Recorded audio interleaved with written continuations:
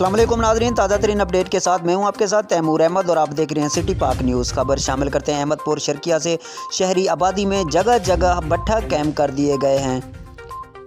Tubby عزت مبارک پور کوٹلی موسیٰ خان بٹھوں پر plastic کے علاوہ دیگر مضر صحت مواد جلایا جا رہا ہے۔ مزید جانتے ہیں وہاں پر موجود ہمارے نمائندے سید مرتضیٰ سے۔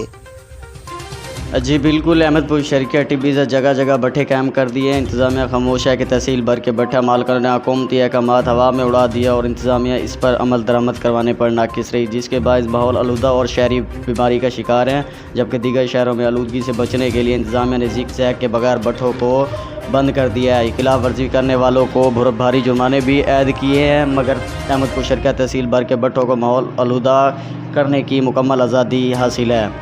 وزیر اعلیٰ عثمان بزدار اور وزیر اعظم عمران خان سے عوام کا مطالبہ ہے کہ ماحول آلودہ ہونے سے بچایا جائے۔ جی ناظرین، میں آپ کا میزبان سید مرتضیٰ، سٹی پاک نیوز، احمد پور شرقیہ۔